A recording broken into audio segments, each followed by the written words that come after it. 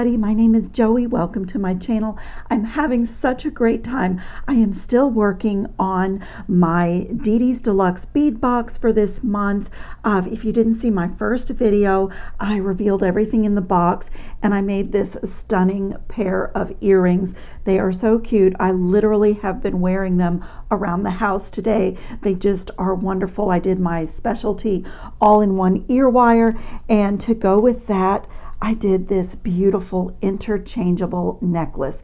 It's so pretty. I've added in some disc spacers to the colorful ESSIE beads that were in the box, and it is an interchangeable necklace, so I can make more sections and add it in. I had thought about another necklace add-in with those turquoise cube beads, but I have decided that I want to do a stack of bracelets with what is here. These little Lucerne bicones are just from my stash, but there were these really pretty crystals that could be used too, but I just really love the honey color of these bicones, so I'm going to substitute those. This is all the ESSIE beads that I have left. I've taken some ball head pins and just with my leftover beads from the designer bead strand, I've just designed a few little charms that will get simple loops and go on my bracelet, and this is going to be the focal on one of my bracelets. And then over here is my pendant project that I want to do. And honestly, I knew that I wanted to put one of these turquoise pillow beads in the middle of this chandelier component, but I wasn't exactly sure how to make the connection. So I was sitting here playing with wire and what would be the simplest, most effective way to do it. And that's what I came up with. And I didn't want to disconnect it to show you guys what I did. So I stopped on the project so I can get you up to speed, so to speak. So what you see here in these upward wires is my Softflex craft wire in 18 gauge, and it's got an anti-tarnish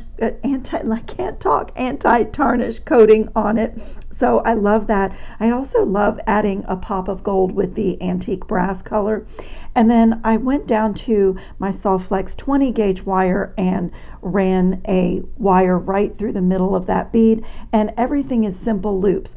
So the loops on the chandelier component will only hold one piece of wire. So I had to attach my horizontal bead to the loop on my upward rod. Does that make sense? So I'm going to connect this. I'll do it now to show you the beginning part. I am just going to take a really heavy duty, these are stainless steel textured jump rings, and I'm just going to gather up those simple loops. I might even have to get my other pair of pliers because these are stainless steel and they are really tough. They are great for bracelet closures and pendants. So my pendant looks like that so far, but I want to be able to put this on leather cord or chains, brass chains. I want to be able to put it on different things. I keep blank or empty chains and leather cord in different colors and metal finishes in my jewelry box for all of my pendants that I design. So I need another jump ring with a rather large hole to be my bail, to act as my bail. And with that at the top, then I can pretty much fit any lobster claw or toggle closure or anything that's on any of my blank necklaces through it. These are really, really tough to close. They're good for a pendant because it's not going anywhere once I get it in place.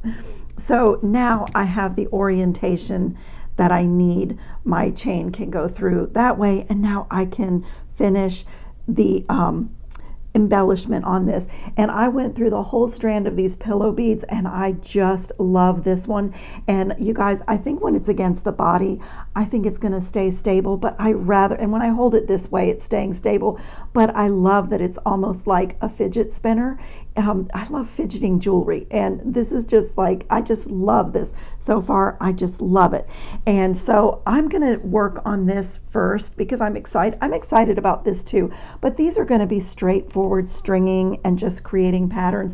And if I didn't say, I'm going to do these as stretch bracelets, And if they're not too chunky, when I'm done, I'm going to take another really big jump ring and like connect all 3 of my stretch bracelets.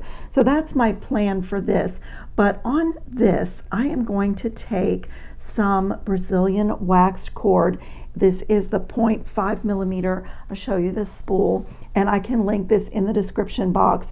It's 0.5 millimeter. This one has such a light coating of wax on it, you almost don't even feel the wax. And I have a couple others that I use, but I was doing another project with this, and it was here. So I didn't even measure, because I know that drives some of you crazy, but I just took 3 strands, 3 pieces of it, and the longest piece is going to be for the middle. So I'm going to just pull these together, and I'm going to create a little knotted section right on the front of this pendant, and that way this will be extremely boho. Take the 2 ends of my strands, my half of my thread here, and I'm going to put both of them through the center hole from the back of the chandelier. And then I am going to pull both of those strands through the loop and pull. And that's going to give me my lark's head knot. And you know, that's a little bit small, so I am going to do an overhand knot here.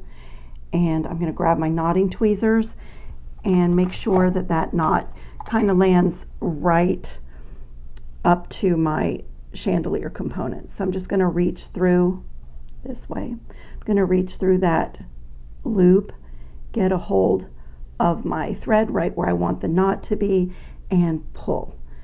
And so that's going to start me off. And so this beautiful color acts kind of like a spacer bead in between. So, and honestly, it would be pretty not to put beads on that, just to have a bunch of like fringiness, but I am going to put beads. So I'm going to work on this center component first, and I still have so many beads left over. I think that I'm going to do a turquoise. And so here, I'm not sure, this is the 0.5 millimeter, and it goes through most beads as a single strand. So I just have to play to see. So I was able to get both strands through the turquoise. I don't think I'll get both strands through the check glass flowers, usually not. And I'm going to just do some little spacers, and let's see, maybe maybe a 6/0 gold seed bead would be good here. These make great spacers, and I like the gold on these because it's not a super shiny, it's kind of like a matte gold, so it looks really good with the finish on the chandelier component. And I know that 2 strands will go through. So I'm going to put both of my strands through there and just build a little first section of fringe for my pendant. And look, both strands go through that crystal. That's nice. And I'm going to do another overhand knot right here. And same thing, reach inside the loop, right where I want that knot to be, pull. And so I get my knot exactly where I want it. And then I'm also seeing that little bit of pink beneath my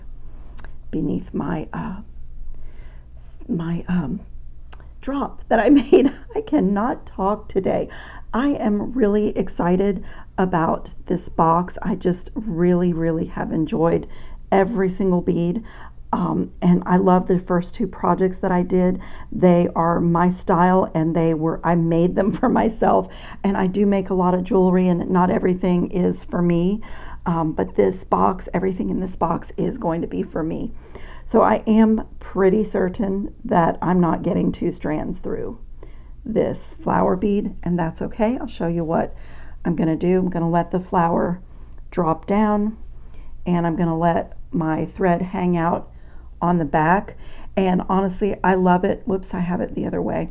I love it even seeing this thread. So when I have to, when the thread won't fit through a bead, I am totally okay with you know, seeing the thread on the outside of the bead, because I just think it is so pretty.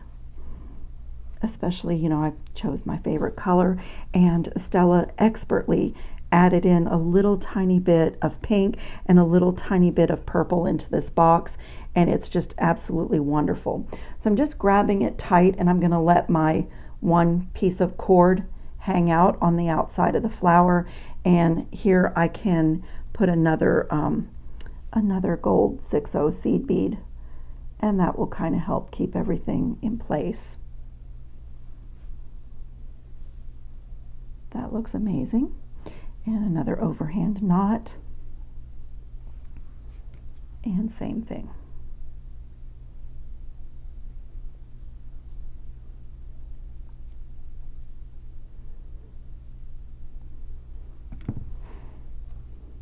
Look at that, it's already so gorgeous. And I do want to add these in, so I'm just going to do the exact same thing, just get these in. And as I said, I'm pretty sure the 2 strands are not going to go through this teardrop bead. I can already tell that they won't, but that is okay. And we'll do that same little thing where I let the cord hang out on the back side.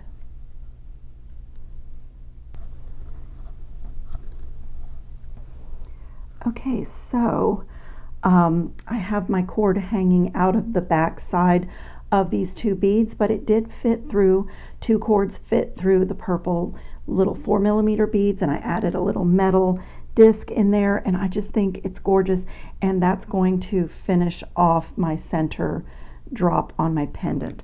So I'm going to do one more knot here, and then I'm going to let these ends just hang out until I'm finished with each side, and then I'll trim them accordingly and, you know, decide how much fringiness I want. But that is just gorgeous, and I love the mixture of the the different, it's very boho to have different medium in a piece. So I am going to do the same thing. I'm going to take another piece of cord, fold it in half, and I'm going to skip 2 holes on the chandelier component and come up from the back on the 3rd hole to the right of the centerpiece, and I'm going to do the same thing on the other side. So start out with another lark's head knot and do the exact same thing, create a little beading pattern. So I have already an end of this cord that is already giving me trouble.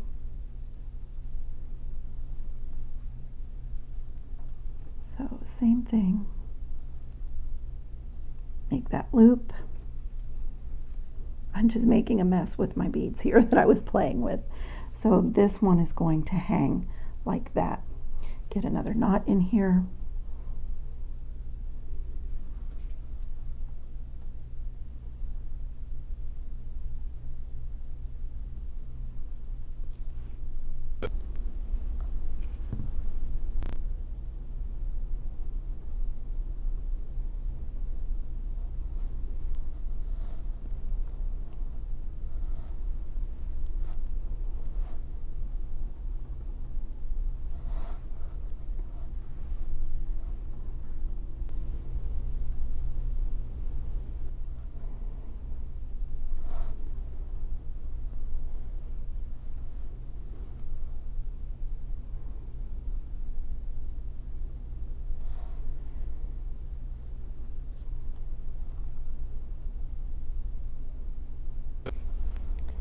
Okay, this looks a little bit like a dream catcher, which is not what I intended, but I love the boho flavor of it.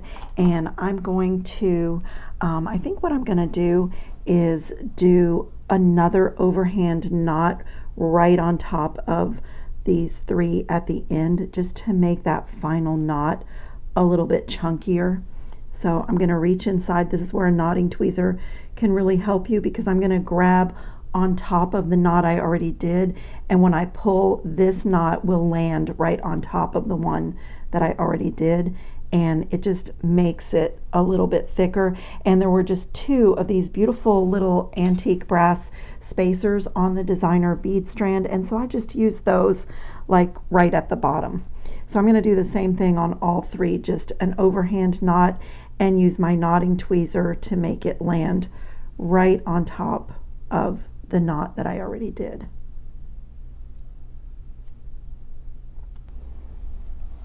Okay, and now I am going to trim my cords, but I'm going to leave a little bit. Leave them a little bit long. And what I usually do is take my knotting tweezer and kind of separate the fibers and make it fringy. And then if I want to, I can trim a little bit more after I do the fringiness. Get my knotting tweezer back in here. So I'll just take them and take my knotting tweezer and just like separate, just untwist the fibers that are twisted together. It probably would happen anyway with wear, but I like that little kind of fringy element. It's very boho. And I have a metallic pink leather cord that is just empty that I made just for, my pendant designs, and I think this is going to be beautiful on pink leather. So that is my intention for this one. And you could keep going, like you could wire wrap beads into the chandelier. I just had so much fun playing with this little connecting puzzle here.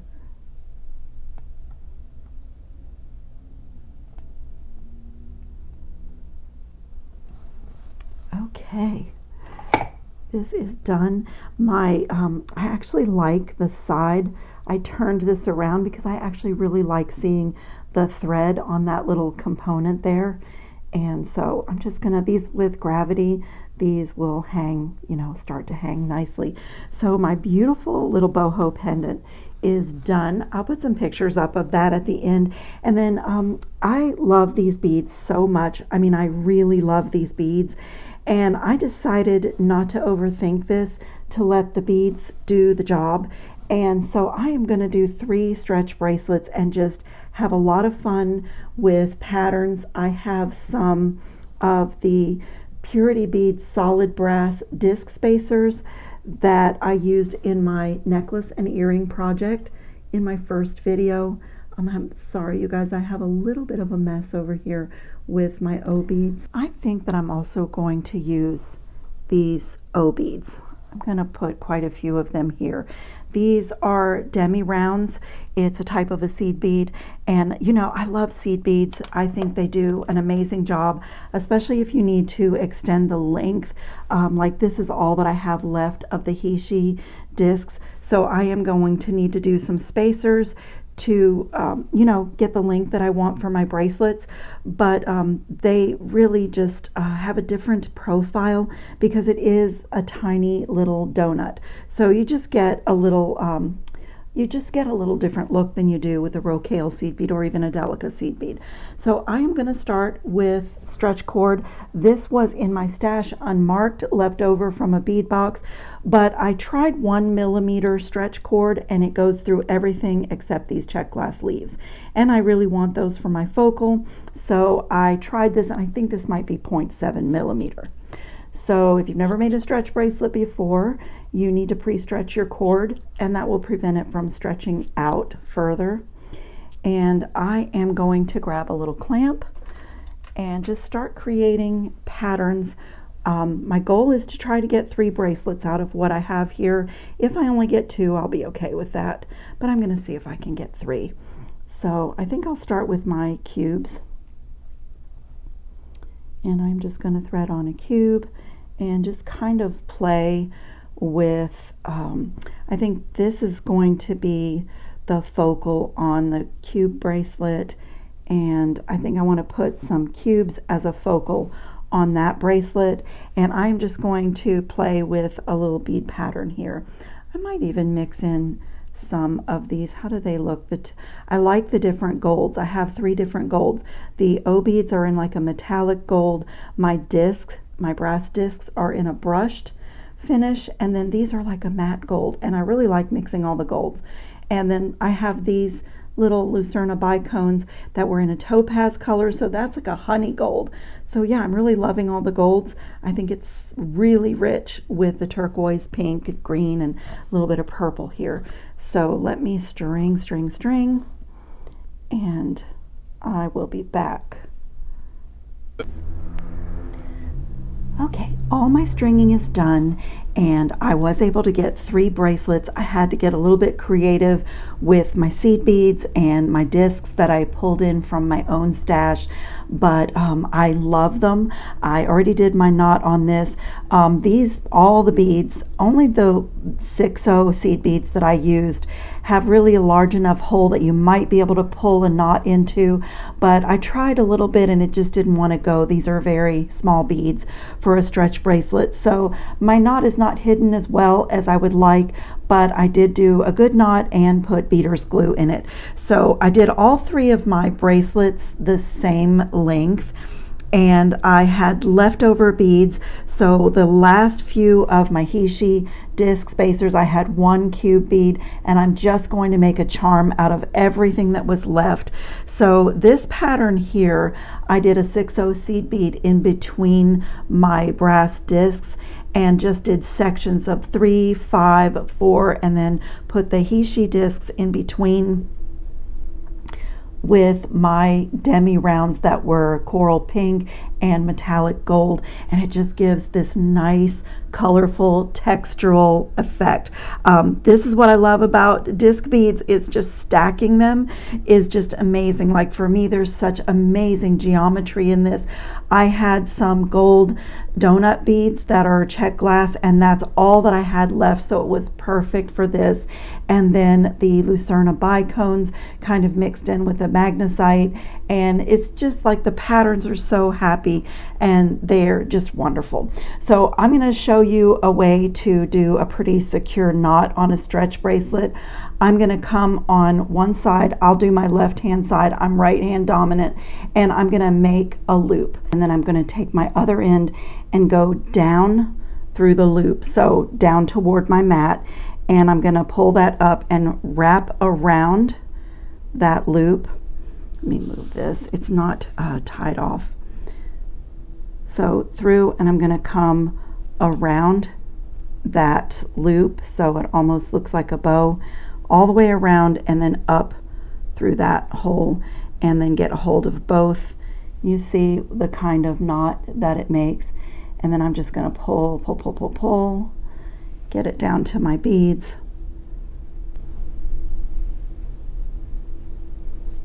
There we go. And then I'm going to do one more knot overhand and add some beader's glue. And I'll pull that again once the beader's glue is in there, just to work the glue down into the knot. And I'm using GS Hypo Cement. Beadalon makes a glue like this too. And what's the reason this is beader's glue is that when it dries, it doesn't dry crunchy hard. It stays rubbery. So that works really well for knots. Have to get the pin back in really quickly or you lose a lot of glue. It keeps coming out of this little precision tip. Okay, and I'm just going to pull to work that glue down into my knot. And like I said, I tried pulling this in the 6/0 seed bead and it just really didn't want to go. So I'm okay with it. It's a clear knot, and I did my bracelets a little bit larger than what I need, and I pre-stretched my cord, so they'll be okay. And I'm going to do the same thing on the last one. Just bring it together, and on my left hand side make a little loop, and then on my right hand side my cord goes down through the loop, and I'm going to pull it up to my beads and then loop it around the first loop that I made. It's a little bit hard to hold on to everything to get the loop, and I'm trying to get my fingers out of the way to show you, but I'm going to go around that loop and come up like that.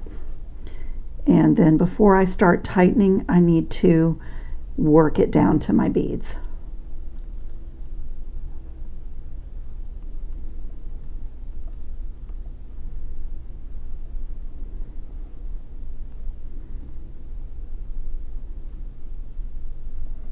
So it's kind of like a figure eight. It's kind of like a figure eight knot.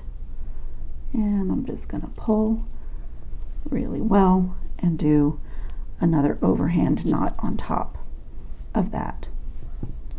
And beader's glue.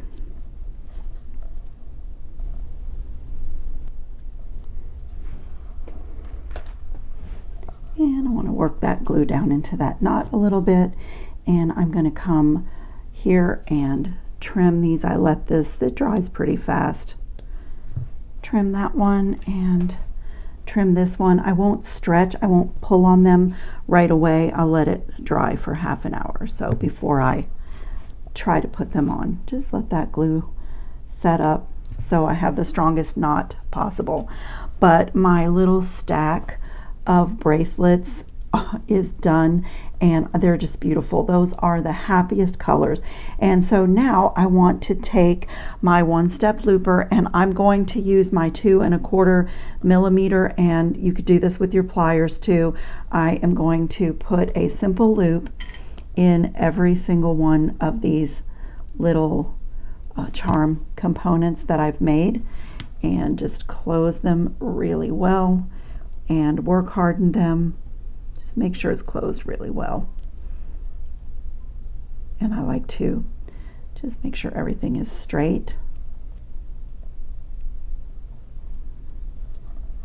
Okay, and I'm going to do this whole pile. The last thing I'm going to do is take this giant jump ring. It is a stainless steel jump ring. I do not know the millimeter size. It's a little set. My thing, it's probably 14 millimeter. I don't know. It's pretty big. I am going to find the opening. It looks like a solid ring, but it is not. It is a jump ring. There it is. Because of the diamond cutting, it the cut that you open really hides in here. There it goes. And I'm just going to open it, and I'm going to put all my bracelets on that ring, and I'm going to feed on all of my charms. Let's see, put that one next, put my leaf next, and put my flower on the outside. And then I'm going to close this really well, and I have this beautiful little multi-stack bracelet. Oh, that's so pretty. It is gorgeous. I just love it. I love the charms hanging off of it. I love all the colors. There is, let me turn it this way because I do have one in here with the little focal flower section. It's just absolutely a beautiful little bracelet stack, and I can't wait to put this on pink leather cord. That is also just stunning. Stella, I applaud you. You did an absolutely amazing job with your box again, and as always, please don't forget to check my description box. Links to DD Beads will be there, and all my favorite tools and anything that I've pulled in that I know where I got it. I work really hard on my description boxes so that if you are new and just gathering tools, or if you're looking for great supplies and you've seen me use something that you like, that I've already found them, so the links are there for you, and when you use them it does help out my channel. Thanks so much for watching, everybody. I hope you're all safe and well and having fun on your beading mats. Ciao, friends.